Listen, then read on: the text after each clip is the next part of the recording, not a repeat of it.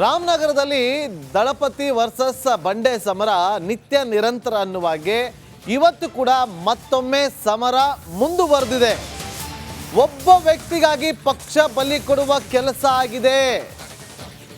JDS ಕಾರ್ಯಕರ್ತರಿಗೆ DK Shivakumar ಅವರು ಇದೇ ಸಂದರ್ಭದಲ್ಲಿ ಬಹಿರಂಗವಾಗಿ ಆಫರ್ ಅನ್ನು ಕೊಟ್ಟಿದ್ದಾರೆ. ಚನ್ನಪಟ್ಟಣ ಕೃತಜ್ಞತಾ ಸಮಾರಂಭದಲ್ಲಿ ಡಿಕೆ ಶಿವಕುಮಾರ್ ಅವರು ಆಫರ್ ಕೊಟ್ಟಿದ್ದಾರೆ. ನಿಮಗೆ ಕಣ್ಣೀರು ಬೇಕೋ ಅಭಿವೃದ್ಧಿ ಬೇಕು ಅಂತೇಳಿ ಪ್ರಶ್ನೆಯನ್ನ ಮಾಡಿ ಬ್ಲಾಕ್ ಮೇಲ್ ರಾಜಕಾರಣಕ್ಕೆ ನಾವು ಜಗ್ಗಲಿಲ್ಲ. ಕುಮಾರಸ್ವಾಮಿ ಅವರ ವಿರುದ್ಧ ಈ ರೀತಿಯಾಗಿ ಅವರು ವಾಗ್ದಾಳಿಯನ್ನು ನಡೆಸಿದ್ದಲ್ಲದೆ ಜೆಡಿಎಸ್ ಕಾರ್ಯಕರ್ತರಿಗೆ ಆಫರ್ ಅನ್ನ ಕೊಟ್ಟಿದ್ದಾರೆ. ಆ ಸಂದರ್ಭದಲ್ಲಿ ಏನ್ ಮಾತಾಡಿದ್ರು ಡಿಕೆ ಶಿವಕುಮಾರ್ ಅವರು ಕೇಳಿ. ನೀನು ಈ ರಾಜ್ಯದ ಮುಖ್ಯಮಂತ್ರಿಯಾಗಿ ಈ ಕ್ಷೇತ್ರದಿಂದ 2 ಬಾರಿ ಶಾಸಕರಾಗಿ ಈ ಜಿಲ್ಲೆಯಿಂದ 2 ಬಾರಿ ಮುಖ್ಯಮಂತ್ರಿಯಾಗಿ ನೀನು ಮಾಡಿದಂಥ ಸಾಕ್ಷಿ ಗುಡ್ಡೆ, ಒಂದು ದೇವಸ್ಥಾನ ಆಗಲಿ, ಒಂದು ಶಾಲೆ ಆಗಲಿ, 2 ಎಕರೆ ಶಾಲೆಗೋಸ್ಕರ ನಿನ್ನ ಸ್ವಂತ ಜಮೀನನ್ನು ಬಿಟ್ಕೊಡ್ಲಿಲ್ಲ ಕುಮಾರಣ್ಣ ಅಂತ ಹೇಳಿದೆ. ಅದಕ್ಕೆ ಉತ್ತರ ಎಲ್ಲೂ ಕೂಡ ಬರೋಕ್ಕಾಗಲಿಲ್ಲ. ಈಗ ನಾನು ಕೇಳೋದಿಲ್ಲ, ಉತ್ತರನ ಕೇಳಕ್ಕೆ ಹೋಗೋದಿಲ್ಲ, ನನಗೆ ಅವಶ್ಯಕತೆ ಇಲ್ಲ. ನೀವೇ ಉತ್ತರ ಅದಕ್ಕೆ ಕೊಟ್ಬಿಟ್ಟಿದ್ದೀರಿ. ನೀವು ಈಗ ಮುಂದಕ್ಕೆ ನಮ್ಮ ಮೇಲೆ ಜವಾಬ್ದಾರಿ ಇದೆ. ಸುರೇಶ್ ಅವರು ದೀಪ ಹಚ್ಚಿಸ್ಬೇಕಾದ್ರೆ ಹೇಳ್ತಾ ಇದ್ರು, ನೀವು 4 ಜನ ಸೇರಿ ಒಟ್ಟಿಗೆ ಹಚ್ಚಿ ಅದೇನು ಮಾಡ್ತೀನಿ ನೋಡಿದ್ದೀವಿ ಅಂತೇಳಿ ಸವಾಲಾಗ್ತಾ ಇದ್ರು. ಯೋಗೇಶ್ ಅವರೇ, ಈ ಸವಾಲನ್ನ ನೀನು ಸ್ವೀಕಾರ ಮಾಡಬೇಕು, ನಾನು ಸ್ವೀಕಾರ ಮಾಡಬೇಕು, ಬಾಲಣ್ಣನು ಸವಾಲ ಸ್ವೀಕಾರ ಮಾಡಬೇಕು, ಮತ್ತು ಇಕ್ಬಾಲ್ ಹುಸೇನು ಸವಾಲು ಸ್ವೀಕಾರ ಮಾಡಬೇಕು. ಜನರಿಗೆ ಕಣ್ಣಿಗೆ ಗೊತ್ತಾಗಬೇಕು. ನಾವು ಸಾಕ್ಷಿ ಗುಡ್ಡೆ 100ಕ್ಕೂ ಹೆಚ್ಚು ಕೋಟಿ ರೂಪಾಯಿ ಹಣ ವಿವಿಧ ರೀತಿಯಲ್ಲಿ ತಂದು ಈಗಾಗಲೇ ಕೆಲಸ ಪ್ರಾರಂಭ ಕೂಡ ಆಗಿದೆ. ಈಗ ನಾವು ನಿಮಗೆ ಅಭಿವೃದ್ಧಿ ಬೇಕೋ ಇಲ್ಲ ಕಣ್ಣೀರು ಬೇಕೋ ಇದನ್ನು ನಿರ್ಧಾರ ಮಾಡಿ ಅಂತ ಕೂಡ ನಿಮ್ಮೆಲ್ಲರೂ ಕೂಡ ನಾವು ಮನವಿ ಮಾಡಿದ್ವು. ನಿಮಗೆ ಕಣ್ಣೀರು ಬೇಡ, ಅಭಿವೃದ್ಧಿನೇ ಬೇಕು ಅಂತೇಳಿ ನೀವೆಲ್ಲ ತೀರ್ಮಾನವನ್ನು ಮಾಡಿ ಆಯ್ಕೆಯನ್ನು ಮಾಡಿದ್ದನ್ನ ಇನ್ನು ಮುಂದಕ್ಕೆ ಪಾಪ ಜನತಾದಳದ ಕಾರ್ಯಕರ್ತರು ಪಾಪ ಅವ್ರಿಗೆ ಹೇಳಬೇಕು. ಇನ್ಯಾಕೆ ಅವರನ್ನು ಇಲ್ಲಿ ಟೈಮ್ ವೇಸ್ಟ್ ಮಾಡ್ಕೊಳ್ಳೋದು ಬೇಡ. ಮುಂದಕ್ಕೆ ಬೆಂಗಳೂರು ದಕ್ಷಿಣ ಜಿಲ್ಲೆ ಇದಕ್ಕೆ ಒಂದು ಹೊಸ ರೂಪವನ್ನು ಕೊಡುವಂಥದ್ದು, ನಿಮ್ಮ ಆಸ್ತಿ ಮೌಲ್ಯಗಳನ್ನು ಹೆಚ್ಚಿಸುವಂಥದ್ದು, ನಿಮ್ಮ ಬದುಕಿನಲ್ಲಿ ಹೊಸ ರೂಪವನ್ನು ಕೊಡುವಂಥದ್ದು, ಆ ಕೆಲಸಕ್ಕೆ ನಾವೆಲ್ಲ ಸೇರಿ ಒಗ್ಗಟ್ಟಿನಿಂದ. ರಾಮನಗರದಲ್ಲಿ ದಳಪತಿ ವರ್ಸಸ್ ಬಂಡೆ ಸಮರ ನಿತ್ಯ ನಿರಂತರ ಅನ್ನುವಾಗೆ ಇವತ್ತು ಕೂಡ ಮತ್ತೊಮ್ಮೆ ಸಮರ ಮುಂದುವರೆದಿದೆ. ಒಬ್ಬ ವ್ಯಕ್ತಿಗಾಗಿ ಪಕ್ಷ ಬಲಿ ಕೊಡುವ ಕೆಲಸ ಆಗಿದೆ. ಜೆಡಿಎಸ್ ಕಾರ್ಯಕರ್ತರಿಗೆ ಡಿಕೆ ಶಿವಕುಮಾರ್ ಅವರು ಇದೇ ಸಂದರ್ಭದಲ್ಲಿ ಬಹಿರಂಗವಾಗಿ ಆಫರ್ ಅನ್ನು ಕೊಟ್ಟಿದ್ದಾರೆ. ಚನ್ನಪಟ್ಟಣ ಕೃತಜ್ಞತಾ ಸಮಾರಂಭದಲ್ಲಿ ಡಿಕೆ ಶಿವಕುಮಾರ್ ಅವರು ಆಫರ್ ಕೊಟ್ಟಿದ್ದಾರೆ. ನಿಮಗೆ ಕಣ್ಣೀರು ಬೇಕೋ ಅಭಿವೃದ್ಧಿ ಬೇಕು ಅಂತೇಳಿ ಪ್ರಶ್ನೆಯನ್ನ ಮಾಡಿ ಬ್ಲಾಕ್ ಮೇಲ್ ರಾಜಕಾರಣಕ್ಕೆ ನಾವು ಜಗ್ಗಲಿಲ್ಲ. ಕುಮಾರಸ್ವಾಮಿ ಅವರ ವಿರುದ್ಧ ಈ ರೀತಿಯಾಗಿ ಅವರು ವಾಗ್ದಾಳಿಯನ್ನು ನಡೆಸಿದ್ದಲ್ಲದೆ ಜೆಡಿಎಸ್ ಕಾರ್ಯಕರ್ತರಿಗೆ ಆಫರ್ ಅನ್ನ ಕೊಟ್ಟಿದ್ದಾರೆ. ಆ ಸಂದರ್ಭದಲ್ಲಿ ಏನ್ ಮಾತಾಡಿದ್ರು ಡಿಕೆ ಶಿವಕುಮಾರ್ ಅವರು ಕೇಳಿ.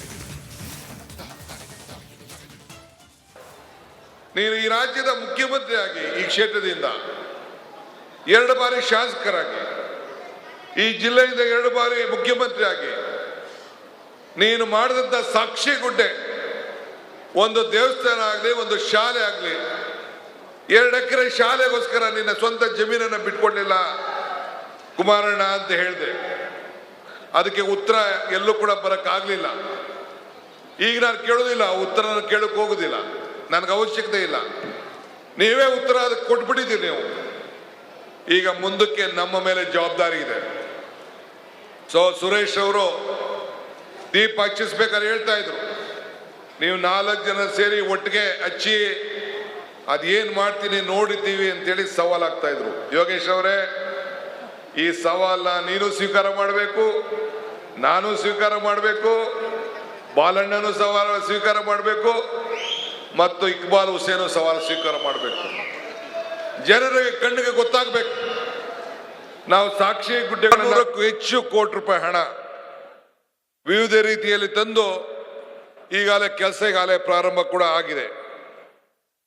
ಈಗ ನಾವು ನಿಮಗೆ ಅಭಿವೃದ್ಧಿ ಬೇಕೋ ಇಲ್ಲ ಕಣ್ಣೀರು ಬೇಕೋ ಇದನ್ನು ನಿರ್ಧಾರ ಮಾಡಿ ಅಂತ ಕೂಡ ನಿಮ್ಮೆಲ್ಲರೂ ಕೂಡ ನಾವು ಮನವಿ ಮಾಡ್ದೋ.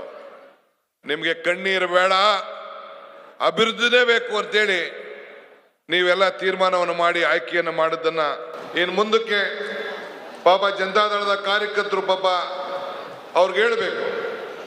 ಇನ್ನು ಯಾಕೆ ಅವರು ಇಲ್ಲಿ ಟೈಮ್ ವೇಸ್ಟ್ ಮಾಡ್ಕೊಳ್ಳೋದು ಬೇಡ. ಮುಂದಕ್ಕೆ ಬೆಂಗಳೂರು ದಕ್ಷಿಣ ಜಿಲ್ಲೆ ಇದಕ್ಕೆ ಒಂದು ಹೊಸ ರೂಪವನ್ನು ಕೊಡುವಂಥದ್ದು, ನಿಮ್ಮ ಆಸ್ತಿ ಮೌಲ್ಯಗಳನ್ನು ಹೆಚ್ಚಿಸುವಂಥದ್ದು, ನಿಮ್ಮ ಬದುಕಿನಲ್ಲಿ ಹೊಸ ರೂಪವನ್ನು ಕೊಡುವಂಥದ್ದು, ಆ ಕೆಲಸಕ್ಕೆ ನಾವೆಲ್ಲ ಸೇರಿ ಒಗ್ಗಟ್ಟಿನಿಂದ. ರಾಮನಗರದಲ್ಲಿ ದಳಪತಿ ವರ್ಸಸ್ ಬಂಡೆ ಸಮರ ನಿತ್ಯ ನಿರಂತರ ಅನ್ನುವಾಗೆ ಇವತ್ತು ಕೂಡ ಮತ್ತೊಮ್ಮೆ ಸಮರ ಮುಂದುವರೆದಿದೆ. ಒಬ್ಬ ವ್ಯಕ್ತಿಗಾಗಿ ಪಕ್ಷ ಬಲಿ ಕೊಡುವ ಕೆಲಸ ಆಗಿದೆ. ಜೆಡಿಎಸ್ ಕಾರ್ಯಕರ್ತರಿಗೆ ಡಿಕೆ ಶಿವಕುಮಾರ್ ಅವರು ಇದೇ ಸಂದರ್ಭದಲ್ಲಿ ಬಹಿರಂಗವಾಗಿ ಆಫರ್ ಅನ್ನು ಕೊಟ್ಟಿದ್ದಾರೆ. ಚನ್ನಪಟ್ಟಣ ಕೃತಜ್ಞತಾ ಸಮಾರಂಭದಲ್ಲಿ ಡಿಕೆ ಶಿವಕುಮಾರ್ ಅವರು ಆಫರ್ ಕೊಟ್ಟಿದ್ದಾರೆ. ನಿಮಗೆ ಕಣ್ಣೀರು ಬೇಕೋ ಅಭಿವೃದ್ಧಿ ಬೇಕು ಅಂತೇಳಿ ಪ್ರಶ್ನೆಯನ್ನ ಮಾಡಿ ಬ್ಲಾಕ್ ಮೇಲ್ ರಾಜಕಾರಣಕ್ಕೆ ನಾವು ಜಗ್ಗಲಿಲ್ಲ. ಕುಮಾರಸ್ವಾಮಿ ಅವರ ವಿರುದ್ಧ ಈ ರೀತಿಯಾಗಿ ಅವರು ವಾಗ್ದಾಳಿಯನ್ನು ನಡೆಸಿದ್ದಲ್ಲದೆ ಜೆಡಿಎಸ್ ಕಾರ್ಯಕರ್ತರಿಗೆ ಆಫರ್ ಅನ್ನ ಕೊಟ್ಟಿದ್ದಾರೆ. ಆ ಸಂದರ್ಭದಲ್ಲಿ ಏನ್ ಮಾತಾಡಿದ್ರು ಡಿ ಕೆ ಶಿವಕುಮಾರ್ ಅವರು ಕೇಳಿ. ನೀನು ಈ ರಾಜ್ಯದ ಮುಖ್ಯಮಂತ್ರಿಯಾಗಿ ಈ ಕ್ಷೇತ್ರದಿಂದ 2 ಬಾರಿ ಶಾಸಕರಾಗಿ ಈ ಜಿಲ್ಲೆಯಿಂದ 2 ಬಾರಿ ಮುಖ್ಯಮಂತ್ರಿಯಾಗಿ ನೀನು ಮಾಡಿದಂಥ ಸಾಕ್ಷಿ ಗುಡ್ಡೆ, ಒಂದು ದೇವಸ್ಥಾನ ಆಗಲಿ ಒಂದು ಶಾಲೆ ಆಗಲಿ, 2 ಎಕರೆ ಶಾಲೆಗೋಸ್ಕರ ನಿನ್ನ ಸ್ವಂತ ಜಮೀನನ್ನು ಬಿಟ್ಕೊಡ್ಲಿಲ್ಲ ಕುಮಾರಣ್ಣ ಅಂತ ಹೇಳಿದೆ. ಅದಕ್ಕೆ ಉತ್ತರ ಎಲ್ಲೂ ಕೂಡ ಬರೋಕ್ಕಾಗಲಿಲ್ಲ. ಈಗ ನಾನು ಕೇಳೋದಿಲ್ಲ, ಉತ್ತರನ ಕೇಳಕ್ಕೆ ಹೋಗೋದಿಲ್ಲ, ನನಗೆ ಅವಶ್ಯಕತೆ ಇಲ್ಲ. ನೀವೇ ಉತ್ತರ ಅದಕ್ಕೆ ಕೊಟ್ಬಿಟ್ಟಿದ್ದೀರಿ ನೀವು. ಈಗ ಮುಂದಕ್ಕೆ ನಮ್ಮ ಮೇಲೆ ಜವಾಬ್ದಾರಿ ಇದೆ. ಸುರೇಶ್ ಅವರು ದೀಪ ಹಚ್ಚಿಸ್ಬೇಕಾದ್ರೆ ಹೇಳ್ತಾ ಇದ್ರು, ನೀವು 4 ಜನ ಸೇರಿ ಒಟ್ಟಿಗೆ ಹಚ್ಚಿ ಅದೇನ್ ಮಾಡ್ತೀನಿ ನೋಡಿದ್ದೀವಿ ಅಂತೇಳಿ ಸವಾಲಾಗ್ತಾ ಇದ್ರು. ಯೋಗೇಶ್ ಅವರೇ, ಈ ಸವಾಲನ್ನ ನೀನು ಸ್ವೀಕಾರ ಮಾಡಬೇಕು, ನಾನು ಸ್ವೀಕಾರ ಮಾಡಬೇಕು, ಬಾಲಣ್ಣನು ಸವಾಲ ಸ್ವೀಕಾರ ಮಾಡಬೇಕು, ಮತ್ತು ಇಕ್ಬಾಲ್ ಹುಸೇನು ಸವಾಲು ಸ್ವೀಕಾರ ಮಾಡಬೇಕು. ಜನರಿಗೆ ಕಣ್ಣಿಗೆ ಗೊತ್ತಾಗಬೇಕು. ನಾವು ಸಾಕ್ಷಿ ಗುಡ್ಡೆ 100ಕ್ಕೂ ಹೆಚ್ಚು ಕೋಟಿ ರೂಪಾಯಿ ಹಣ ವಿವಿಧ ರೀತಿಯಲ್ಲಿ ತಂದು ಈಗಾಗಲೇ ಕೆಲಸ ಈಗಾಗಲೇ ಪ್ರಾರಂಭ ಕೂಡ ಆಗಿದೆ. ಈಗ ನಾವು ನಿಮಗೆ ಅಭಿವೃದ್ಧಿ ಬೇಕೋ ಇಲ್ಲ ಕಣ್ಣೀರು ಬೇಕೋ ಇದನ್ನು ನಿರ್ಧಾರ ಮಾಡಿ ಅಂತ ಕೂಡ ನಿಮ್ಮೆಲ್ಲರೂ ಕೂಡ ನಾವು ಮನವಿ ಮಾಡ್ದೋ.